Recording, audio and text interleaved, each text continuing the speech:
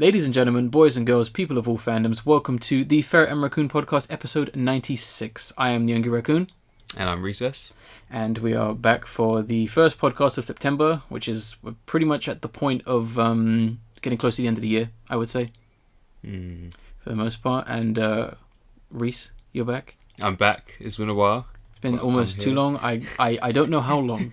But it's been a while. I don't even want to think about how long. No. I'm tempted to say we haven't kind of heard from you since last year. Oh my gosh. But don't. It's probably best not to say that. But yeah. So how have you been though over the last I guess usually we do 2 weeks. I guess for you we could probably do 2 months ish, depending on what you want to say within that time span. It's up to you. Yeah. Obviously. They're crazy 2 months. Just in terms of trying to get on with work, looking for other jobs. Just hectic. Yeah, mad. It's been very busy. Yeah. Because we usually talk about shows and films that we've been watching, and that mainly because we like to keep that media mind, I guess you could say, going. What shows have kind of been piquing your interest, or films that you've seen? I know this year hasn't been too great for films this year, but I mean, TV programs. I know you're more of a TV guy, personally, as opposed to a few of us. Exactly. So I've been looking at a lot of Netflix actually. Started Rick and Morty. Oh yeah. For the first time? For the first time. Oh, okay. I know it's old, but there's nothing wrong with that. Yeah. I know some people probably go, "He's only just started watching Rick and Morty. How could But it doesn't matter really. It's still relevant. It's still current. It's still on air. Season 4 is still coming. When is it coming? I don't know. But I know it's coming. It's in the pipeline. Yeah. Okay, cool. Yeah, for the most part. Good. By then I should be caught up. Should be. I think I'm on episode 3. It's good. Of which season? Season 1. Oh, okay. Yeah. I've enjoyed it. Different to what I expected. I don't know. I think it's got a lot of potential. Yeah, so, and it does take that potential. Season 1 is definitely, I think, one of the strongest seasons. Not to say season 2 is bad or anything, but definitely, I think with a lot of people, season 1 and 2 seem to be the fan favorites. So I really like season 3. Okay. Because one thing the series did, come season 3, which not a lot of people know, was they decided to evenly split up the writing team, basically half and half women and men. Okay. To which people, obviously, some people were like, "Oh, how could you do this?" That kind of thing. But I think the series turned out fine. It didn't make a difference. So from what season? Way. Season 3. Season 3, they basically split the writing up team, basically equally divided men and women, which was great. A good choice, but we'll see. I can't wait for season 4 whenever that happens, and I'm not going to spoil anything to do with the next couple seasons. But there's definitely some interesting shake-ups in the wake. How old is it? Is it 5 years, or is it It's maybe 4. Okay. So because I know there was a big break between season 2 and 3, and you'll be able to tell that from one episode because there's a very outdated reference in season 3 where it's not to spoil anything, where it's yeah, but your thing came out last year, how is this relevant? It's one of those kind that was oh, okay. But don't worry about it. I mean, the next seasons of everything is being filmed now, so you know what I mean. Just think of it like that. But I'm glad you're enjoying that series. It's one of my more current favorite ones right now. Next to Bob's Burgers, of course. Oh, I love Bob's Burgers. That should be back next month, right? Yeah, and they're working on the film as well. There's a film? Yeah, wait, there's a film. What? Yeah, they're working on the film. What? Cinema release? Or? Yeah, I believe it's a cinema release. Cool. Early stages. Early stages. I'm looking forward to it. I did not know that. Yeah, not a lot of people do, but I keep up with that kind of stuff. Yeah. I love Bob's Burgers. Guilty pleasure. Fair enough. Anything else you've been watching in that? So I did start. What is it? Disenchantment. Oh, the new Netflix. Matt Groening series. Yeah. Still haven't got to it yet. I don't know what to make of it. So I am only on the second episode. Mm-hmm. The first episode was just long. I was like, Are you sure it wasn't just actually long in length? It was, what are they, half an hour? Okay. I checked the time. I was like, wow. Okay, because the other episodes might be shorter. Okay, cool. Possibly, because there's no real limit with Netflix. You can have an hour-long episode, and then you can have a 20-minute long episode if you want to. It just seems to it felt like an hour. So I'll probably go back and see that it was like an hour and a half. But jeez. Yeah, I don't know about that one. I've heard mixed feelings. I've heard like good kind of mixed feelings in the terms of I am actually gonna talk about it in a critical way, and I've heard like really I think I mentioned this on the previous podcast when Ace was talking about it. I've seen a lot of reviews of people just going, nothing like Game of Thrones, right? And I'm like, why are you even not as good as The Simpsons? I'm like, yeah. That wasn't really the aim. Point, exactly. But I'm looking forward to getting to it. I know I think enough people are watching for it to continue on. But I cannot wait. I just need to get to it at some point. Lots of things on the list and just catching up, which I'll talk about in a bit. Anything else you want to kind of throw in there? That's all I can think of, really. Fair enough. Yeah. Fair dues. I had, like I said in the previous podcast, I'm going to have a busy period between the next two podcasts. I got a lot of stuff done, tons of things which will kind of be happening over the next few weeks and months, which I'm going to keep secret for now. A few main things I want to say, to some extent. I finished watching Cardcaptor Sakura, Clear Card series.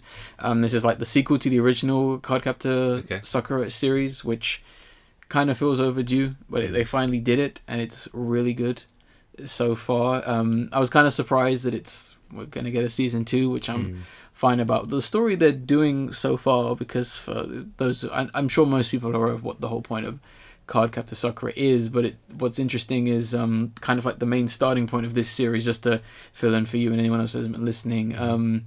Basically, like, something weird's going on. All the cards just stop working, and there's all these new cards appearing, and we're not really sure what's going on. And from there, they kind of build on it, and they do. It does feel very classic, but the animation is like kind of very modern, but they keep that classic style, and there's a lot of very nice additions, especially like modern updates. Like, for example, I can't remember her name, but Sakura's friend always likes to film her kind of in the battle costumes, and in the battle costumes, capturing like cards and that.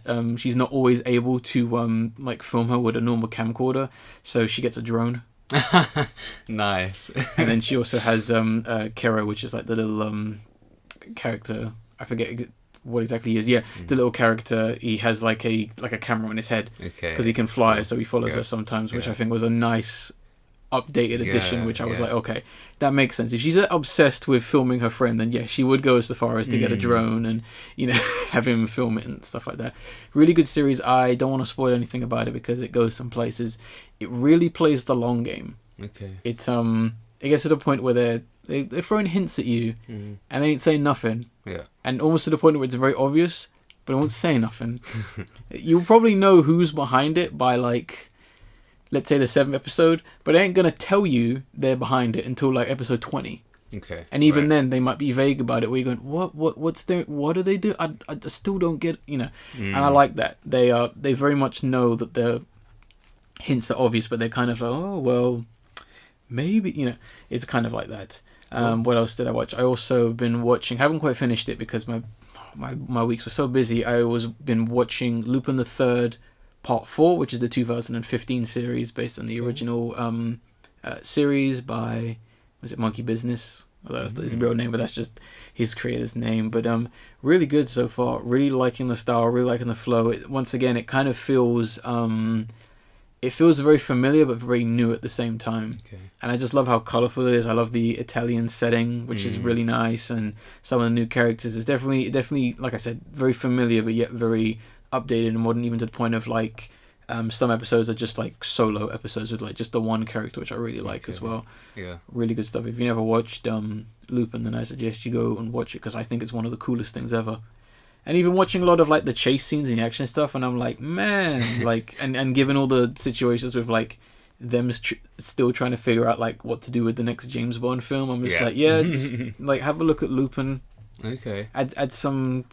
Add some humor to this spy genre, because right now Mission Impossible is killing James Bond. I've had enough of those.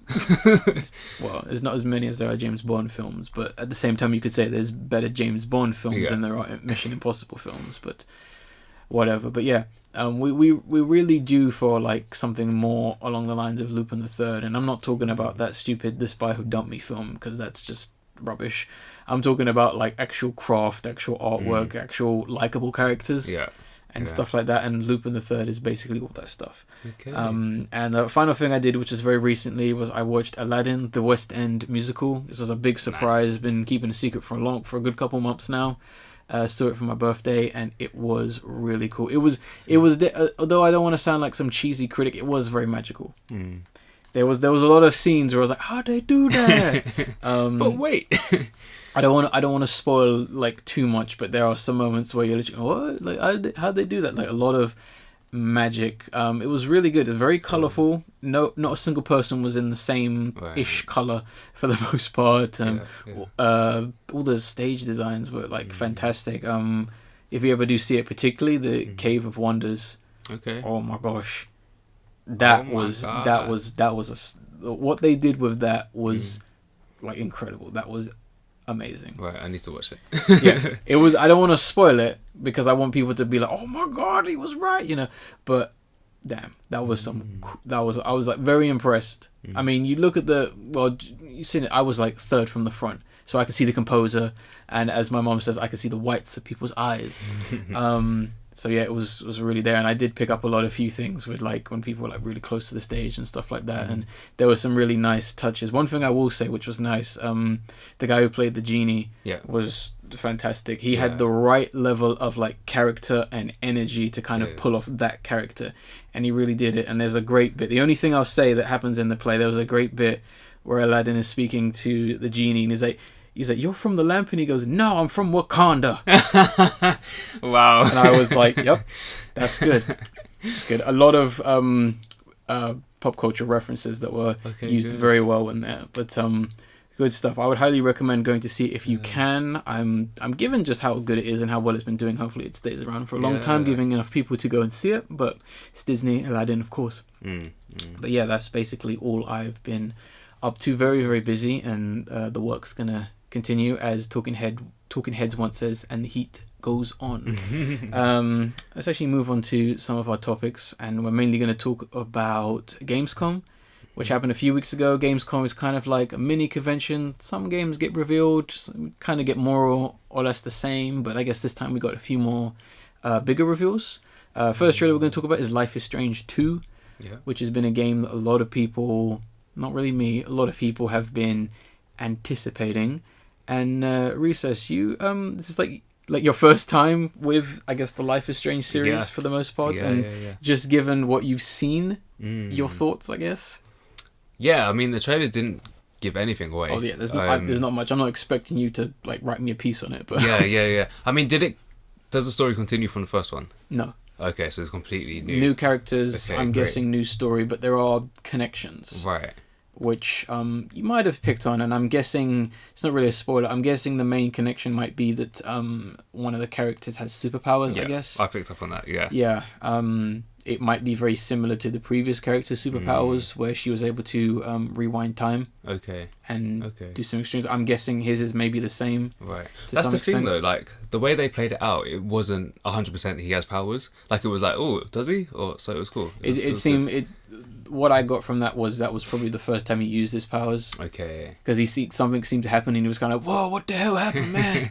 What did I do? You know, kind of like that. And I was, I mean, the one thing I will give the studio props, I will give them 100% respect for not continuing the story of the previous characters and actually trying to tell a different story. Yeah. They could have gone down the easy route and just gone, oh, we'll bring back the characters everyone loves, and I give them props for that. Yeah. They didn't take that easy gamble. I know it makes a lot of people upset that not bringing back the new characters, but at the same time I'd rather something a little bit more different. But at the same time, the story they're like, I guess, trying to go. I mean, is two brothers trying to cross the Mexican border with the police chasing after them, and I'm kind of just like, that's a pretty easy and petty kind of attempt to tug at the heartstrings of this very specific target audience. They have to bring something else.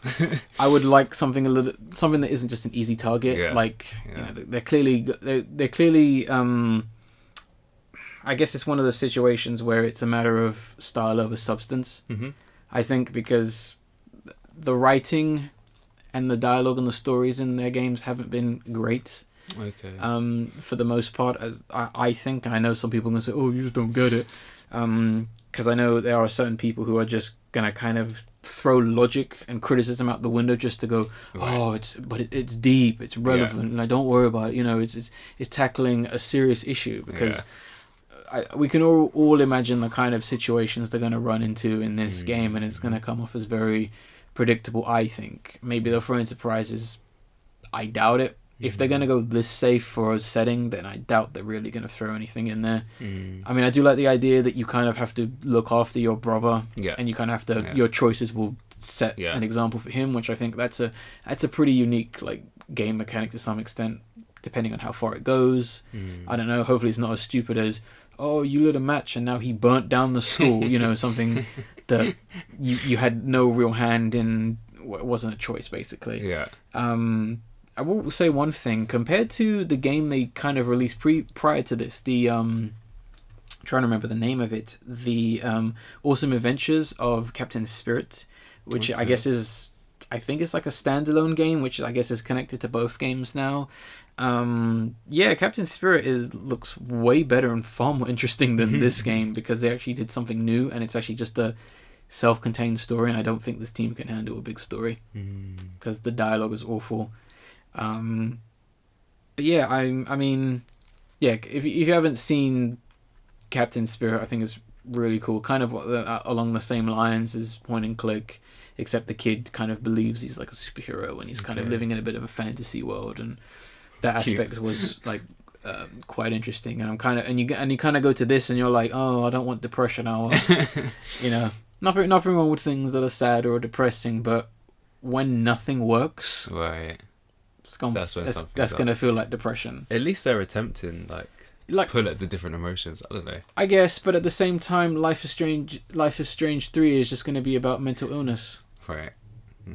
Because that's an easy target. Yeah. It's like, oh, they like this target. We'll do that, and you know, it's going to be deeper. It's going to be a lesbian black female who's struggling with. You know, just grab all the tropes and just put them into one character and go, we're good at writing. We're good at character development. I think you just came up with the next story. I think I did. Better go speak to Square Enix. Just kick them and go, guys, I got it. We got to start working now. Quick before 13 Reasons beats us to the punch or something. And that's another one that just... enough people have done reviews on why 13 Reasons is a terrible show. And if you think it's a good show, then you're probably one of the 13 reasons why it's not a good show. But let's move on to our next trailer, which is going to be a very brief one because the trailer was very brief and there wasn't really much, and that's Shenmue 3. Yeah. It's still happening.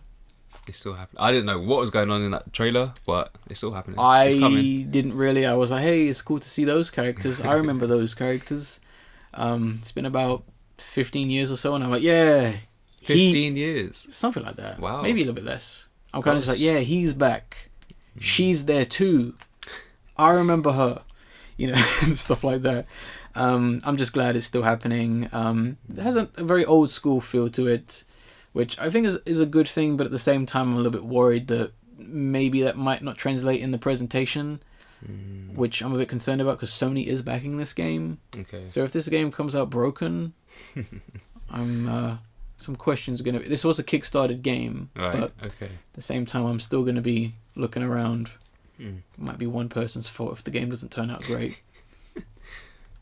You all know how Sony loves that hype. Because it's all they got now.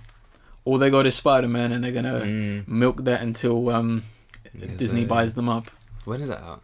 November? Sorry? No. When's Spider-Man out? I don't know, and I personally don't care. That game looks like crap to me. It basically just looks like Sunset Overdrive because no one played Sunset Overdrive, so they basically just took the engine and just implemented it with a Spider-Man skin.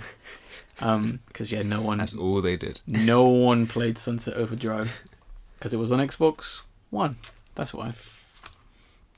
But anyway, everyone's going to eat up that rubbish. Spider-Man. Bored. That will sell well. Throw it in the bin, recycle it, give me something different, and start naming your games properly. Don't just call it Spider-Man.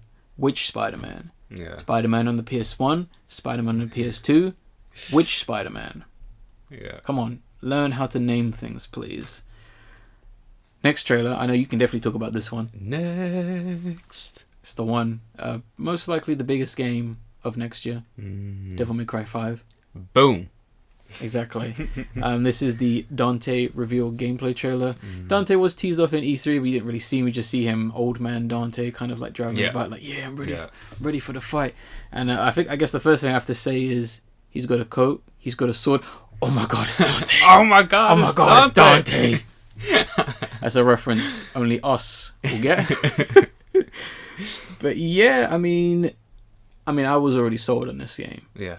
And then you show off Dante with his motorcycle transforming, splitting into chainsaw, sword, How many chainsaw. seconds? Like 20 seconds of that? Like 20 seconds, and I was like, pre-order. Yeah. Click, pre-order, special edition and the standard edition. Boom. Just in case. Yeah. Just in case. All platforms. I don't even own a PS4. Already got the game. No, it looks sick though. It's looking good. I mean, we shouldn't neglect to talk about like all the other gameplay with Nero. It's looking obviously swift and beautiful. The presentation is looking fantastic. Massive. If you compare 4 to 5, you're like, oh my gosh. Exactly. It literally looks like, I went from 480 to that 10K, not 10K, to that 4K basically. It's looking really lovely, and I'm really liking a lot of the like the monster designs as well. Definitely. That's the thing about Devil May Cry though, is like they do the monster designs like on point. Literally every game it just gets better. So yeah. Even with this one as well. They're having like a really kind of little bit of a English Gothic kind of feel. So with like the Grim Reaper one and a few other like kind of, actually I like that because this takes place in England, so that should be interesting depending on if they actually use like real locations, which I hope they do. Yeah, hopefully.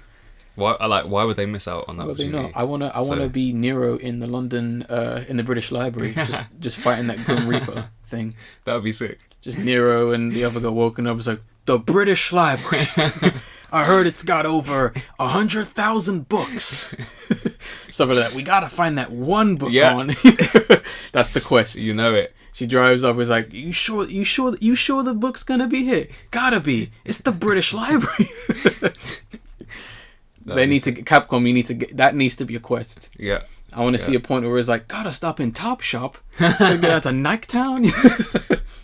Visiting British Museum. Yeah, exactly. Science Museum. Yeah, everywhere. Gotta go everywhere. So it's just Big Ben, of course. Big Ben. Yeah. There's this weird fog over Big Ben. We gotta take care of it. Oh, that would be sick. See, I should have voiced Nero. See, that sounds like they should get rid of that dub. Let's do the raccoon dub of Nero.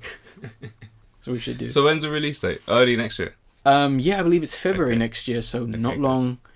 Everyone's excited. Yeah. If you're not excited, there's something wrong with you. So surely we can pre-order now, right? Should be able to, yeah. I'll look into it. Like, no jokes, we should be able to. I mean, should be. If you can pre-order like Resident Evil Remake 2, then you should be able to pre-order this.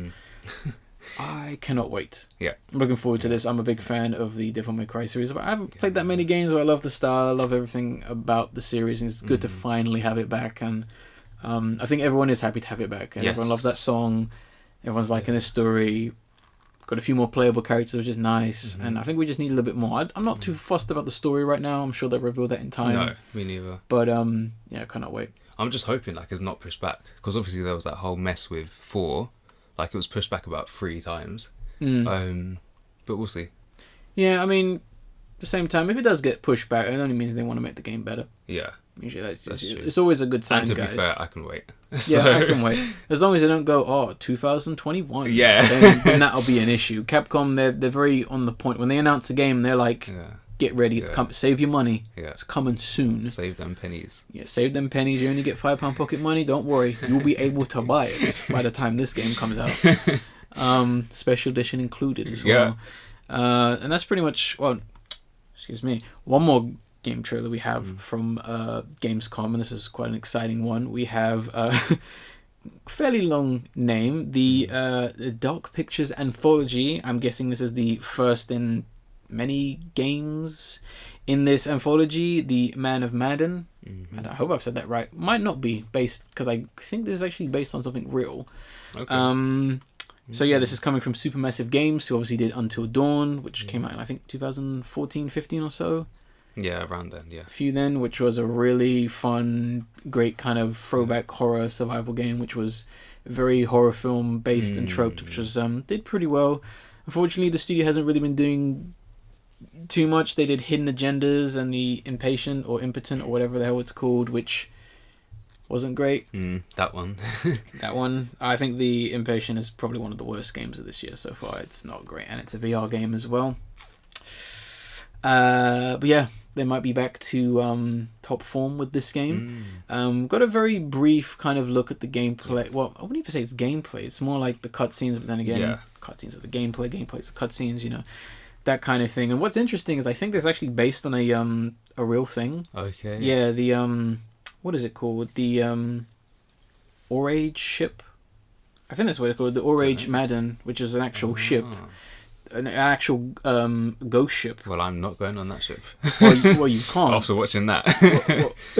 Is that you can't? Because apparently what happened was it was a ghost ship that kind of just turned up as a shipwreck with the whole crew just dead. Wow. Like, no one really knows what happened to them. So I think it might be actually based on that ship. Okay. Which is a little bit spooky. Very. I mean, it looks interesting. Yeah, definitely. They don't different. Definitely seeing some spookiness there. There's a little bit of gameplay out there which you can probably try and find, and I watched a little bit of it. It seems like there might be a demo that might come out soon, and there are a few instances where they're definitely messing with the audience. So you're seeing things that the characters aren't getting scared of. There's particularly one scene. There's one scene where one of the characters, Frizz, I think it's the lady. She's walking around the ship with this other guy, and there's a lot of dead bodies there, just horrific, like really like horribly detailed ones. And there's a point where there's a really convenient camera angle where one of the slumped dead bodies is kind of like laid there, and the head turns as you move. And I watched the gameplay, and the guy walked back and just proper walked up to the body, and I was just like, I was expecting to move again, but yeah, they're doing a lot of really messing with you in that one, which real horror movie style. Like, yeah, real horror movie style. I'm honestly really looking forward to it. I mean, I'm trying to think of what else to say. I mean, we haven't really... I mean, maybe a few too many jump scares. Yeah. I've already seen in some of the gameplay where it's like, oh, it's jump scare, but I know that's kind of like soften you up kind of stuff. Yeah. And we haven't really had a good ship horror game. Well, that's the thing, exactly. So or I think film, really. It'll be interesting to see what angle they come at this with. Cause, yeah, because I mean, the only real like ones I can think of is definitely like what is it, 1980s like Death Ship. Okay. And then like 2002's Ghost Ship, which are not good films. Yeah. So they don't have too much competition or really anything to beat. But yeah, I don't know. Any other thoughts you have on this game? Because I know you're a little bit more into horror than I am. Definitely. I think the point that you made about the jump scares is right. I think there was a lot in what we saw, but I'm hoping that was just for like the viewers, just for the trailer, rather than the actual game, because I don't want it just to be about, oh, here's another scare. I want it to get quite deep, so hopefully.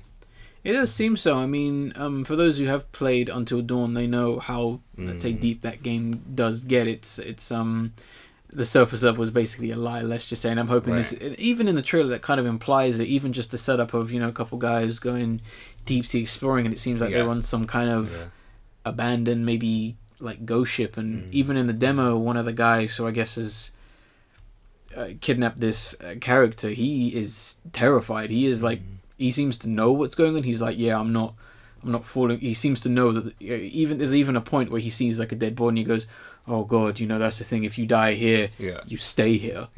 And I'm just like, how do you know about this? Have you been here before? How do you just see the ghost ship and just be like, yeah, that's that ship I hear about? There it is. Oh no. The thing that annoyed me though, there was a woman that, I don't know her name, she said, oh, I told you not to dive or like touch the artifacts or something like that. I'm thinking, come on now, everyone's there. They're not just gonna behave themselves. They're there for a reason. They're gonna meddle with stuff. Something's gonna happen. Yeah. Like, you can't be there and not expect that. And even then, that might just be like a surface level setup where it's like, oh, we're here to die for this treasure. Oh no, here comes the ghost ship Medan.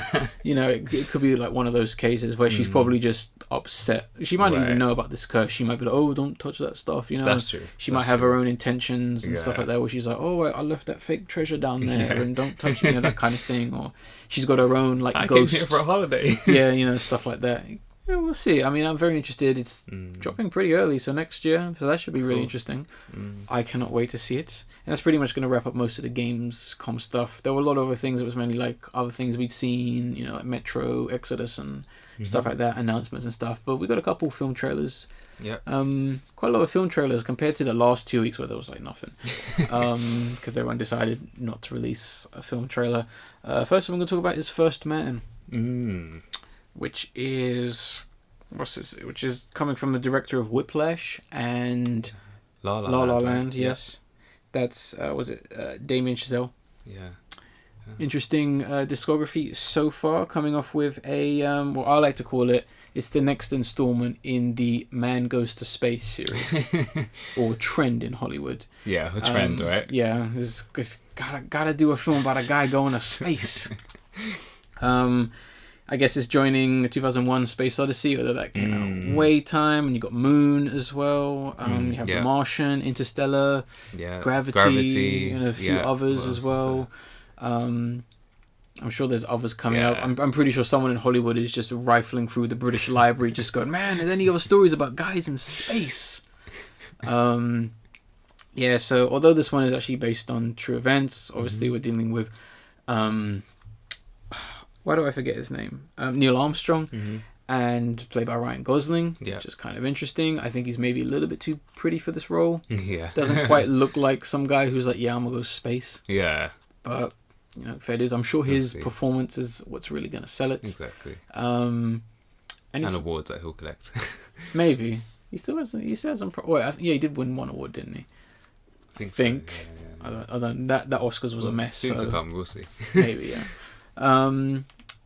Really is a really striking film so far. Mainly the very few shots we get in space, like especially that shot when he's on the moon, and I'm just like, whoa, how did they do that? Like, I'm not sure if that is CGI or like a combination of practical and CGI. It's very interesting so far, and I'm glad they didn't show too much of that. Yeah, I don't know. It might be a film where it's more about the journey than the actual destination. Yeah, maybe there's going to be more destination than journey. The only thing I'm not really liking about the film is his wife. She's come across as very annoying. That's the thing. We saw a lot of his family, so his wife and his children. So it might be more, as you said, more of the journey, maybe the struggle, the decisions faced. But it looks interesting. It is very interesting so far. I mean, definitely worth putting your chips on this film.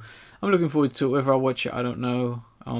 Might be a bit, I don't know, not really feeling the Guy Goes to Space series so far. I mean, I think we've had enough. I don't know. We'll have to see. I mean, I'm somewhat interested in it for the most part. Next trailer we have is one I am actually interested for. Yep. And that is Hold the Dark. Hey. Which is... I have to remember the guy. I'm not too sure how you say the guy's second name, but Jeremy, I'm guessing it's Solnier. If I'm going by the Korean way of how they spell soul, then I'm guessing it's Solnier. Cool. So Soulnier. I'm guessing that's how you say it.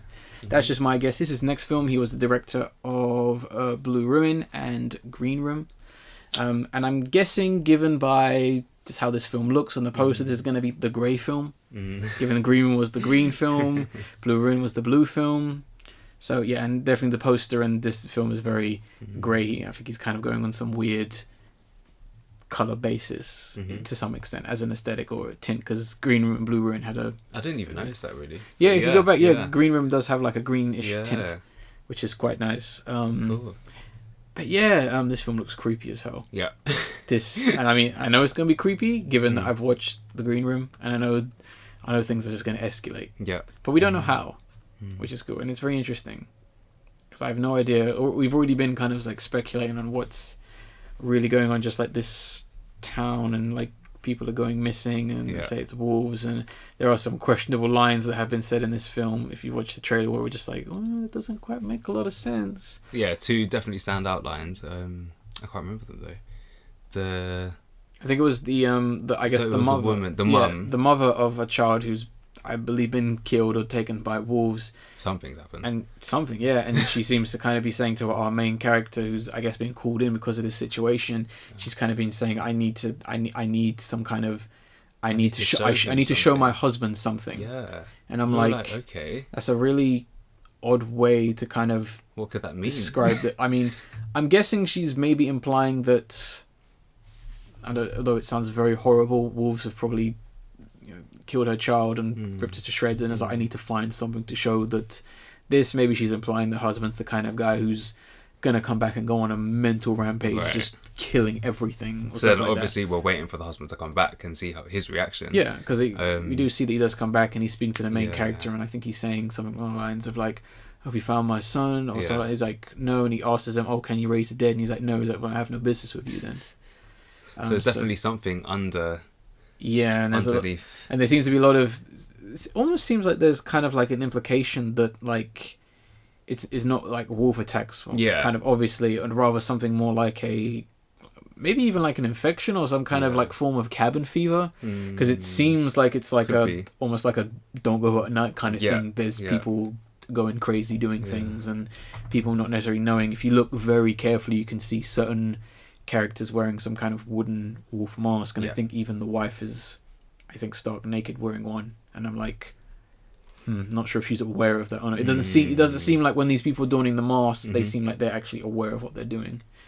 I don't know if this is some like one ringleader cult kind of thing going around, but it's very interesting. And I cannot wait to buy this on DVD in 2022, because Netflix are really bad at release distributing their products.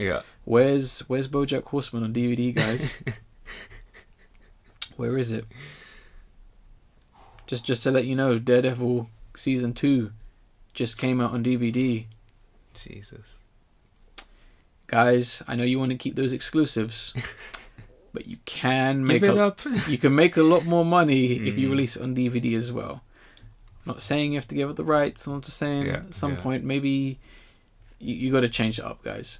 You can only stand to make more money. Just buy out a company that distributes, and you'll be good. Simple. You're losing money, because I ain't buying Netflix because you're making too many stupid decisions. You're too busy giving sequels to really bad films, and they've released a ton of really bad films this year. They have some of not as bad as the actual cinema chains, but there are some pretty bad films on Netflix right now, and shows. But I don't know. You guys need to change up your practice. Worry a little bit more about the quality and less the quantity. Because that's the thing, because they were big on advertising just how much they've got coming out, but and that's not the right way to go. Everyone knows you have a lot. Like, actually start focusing on getting films like Hold the Dark. Focus on those films. Don't focus on rubbish like what's that really bad? I'm trying to think of a really bad film they released recently. It's not coming to me. Cloverfield Part 3. Cloverfield. Paradox? Is that what it's called? That's what it is, Paradox. That was not great. Less of that, more of Hold the Dark. Because you've actually got some talent there, and less of the Stephen King films. True. Less. Come on, Dark Tower wasn't great. Put in the bag. You don't have the rights to it, and it 2 is not going to be good. Simply put. I think that's next year, right? They're calling it Part 2. Oh god. Yeah, because the first one was called Part 1. Okay. So that's going to make real sense. Cannot wait to hate that film. Because that was not a great film. Sorry, guys. That was not good. That was not a good film. Shame. And I know this one's not going to do as well. Because no one is interested in a bunch of adults running away from a clown. Yeah, exactly. No one's interested. Exactly. Oh well, I mean, I could have saved you some money, but whatever. Final trailer we're going to talk about is Slice. Yeah. Which is funny one. A real funny one. So, I'll be honest, when I first saw this, I thought this was a trailer for a TV series. Given the kind of somewhat tacky cinematography and the fact that it's very low budget. It's clearly very low budget, which is fine. I've seen people do miracles with very low budgets, but then you kind of look at the cast and you're kind of like, where's exactly going on here? I mean, you got like the lady who was in Deadpool 2 as Domino. So I'm like, okay, she got a bit of star power there. You've got Joe Carey, who was in who's in Stranger Things. Most people know it from that. So that's kind of like an interesting it matches this tone, I guess, as most people will recognize him from that. You also have Hannibal Buress. I forgot he was comedian, who's in there. I don't know how big of a role he's playing. And then you also have Chance the Rapper sticking out like a sore thumb. I have no idea what he's in the trailer. I was like, okay. Yeah, I think he's meant to be one of the more main characters, and I'm like, oh really? Yeah, okay. I think so. I just assumed he'd be dead within like 2 minutes. Hopefully, because probably one of the weaker points of the trailer. Honestly, I think he probably should have just made the soundtrack instead of actually starring in the film, because I don't think he's acting there. I think he was just reacting. I have nothing against Chance the Rapper. I don't think he's a very good rapper, and I don't think he's a very good artist, but I don't hate him. There's much worse people in the world, personally. Question is he a better actor than rapper? Ooh, we'll find out. I think he has better ideas as opposed to being a rapper and an actor. Some of his visuals are interesting, but whether he came up with them, I don't know. Definitely a Style Over Substance kind of situation, I think, because it's like very 80s throwback horror, which getting a bit bored of so far. But then you have the fact that A24 is producing this, which is like, it's very weird. They have a very, very good track record so far, and I'm kind of like, what are you doing here? Yeah, why have you guys picked up this film? Like, I don't know, maybe it's secretly good. Yeah. I don't know, maybe they just really like the film. Well, that's the thing. I think the trailer itself was all over the place, so there was too much to make a solid judgment about it. Because they set up like ghosts, zombies, and like werewolves, and already that's too much. And then they're like, oh, the pizza place is on a is a dimension to hell. And then you see like demons and zombies, and like you don't even see the werewolf. And then you got a character who's like, I'm going to investigate this, and then Chance shows up, and then you see all these characters, and you're just like, and this is why I thought it was a TV series. I'm like, okay, we're gonna get the slow mystery reveal. I don't know. I hope this film isn't like 2 hours long. God, can you imagine? God, I just we're gonna find the werewolf. Still ain't. I kind of want to watch it now just to see though, like how it turns out. Yeah, I don't know. It could. I mean, it doesn't look that great, but like I said, I've seen some films have had like terrible trailers and they've turned out to be really good. And vice versa. Like I don't think the trailer was like, oh, it's the worstly edited thing. I just think it doesn't help me make up my mind as to whether I want to see this film or not. It doesn't showcase it because it kind of puts me off, because I'm kind of like, I don't know what I'm looking at. Which is agreed. A bit of an issue, unfortunately. But I mean, hey, if it turns out to be good, then good on them if they can actually get out a solid, like, strong original film on such a tiny budget. I mean, I don't want to find out that this film had 100 million and I'm gonna be like, what the hell did you guys do? Did it all get paid to like Chance? Like, what was going on? Like, that might actually be the case. But yeah, it's I don't know. We'll just have to see. I don't know when this film is out, but it's not really on my radar. Not compared to Hold the Dark, which I can't stop talking about, because I'm like, I need this film. When is that out? It's like September 28th, I think. Nice. And like I joked out before, it'll be on DVD in January 2022. Watch out for it. Yeah, I'm still waiting for my Annihilation DVD release, which is annoying, because you heard about how like they put it on Netflix for the rest of the world as opposed to America, which was in America it was only in cinema, but the studio who owned the film were like, nah, don't bother, just stick it on Netflix for everyone else. Wow. Because they had so little faith in it, despite the fact it's a very interesting science fiction with an all-female cast.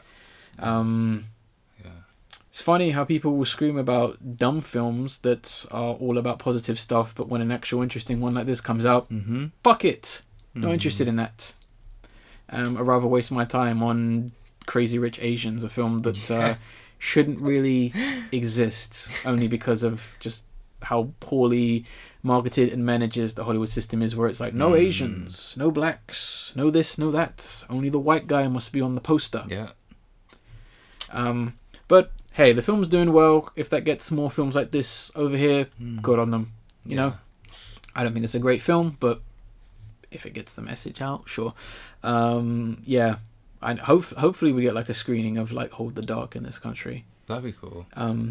Because getting this weird juxtaposition where it's like, yeah, just get all this good stuff on the screen. And it's like, no, I really want to watch that on the big screen. You know? Because there are some films I think need it. Like, what is it?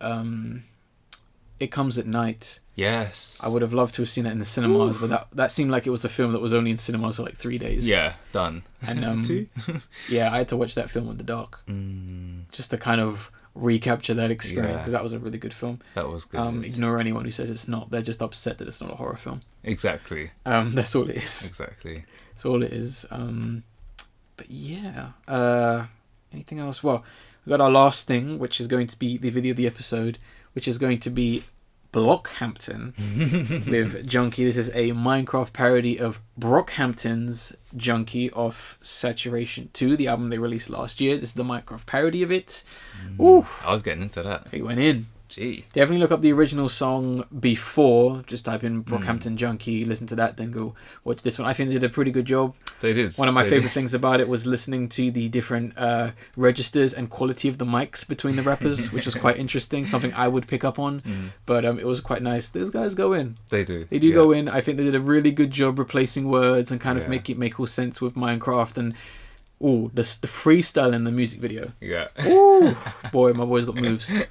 I think they had a solid start and a solid end as well. Yeah. So yeah, they like consistency. It was good. I had to drop that as the video of the episode.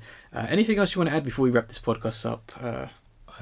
Anything at all? I'm struggling to think of anything. One thing I will say, I'm going to be uploading, or probably already have, depending on when exactly this podcast goes up, I'm going to be uploading a supercut of our Japan holiday video on my other channel, which is... Booyah. It's about 50 minutes shorter, no commentary, just straight up scenes. If you don't like the idea of watching a 2-hour long video, go and watch that when it's up. I have more videos on the way in that kind of style, different, whatever, what have you. So go watch that if you're interested in it, as my voice kind of gets destroyed. Anything else? No, I mean, just thank you for having me again. Oh, it's good to have you back on the podcast. As always, I want to get you on some more videos, and hopefully you'll be featured on more videos very, very, very soon. Hey. But I don't know. Watch this space. I'll have to wait and see. Raccoon's been in the lab planning again. Cooking up that good stuff. We'll have to see for the end results. But if that's all, I'll end this podcast like I always do by saying I was the Angry Raccoon. And I'm Recess. And we will see you on the next podcast. Boom.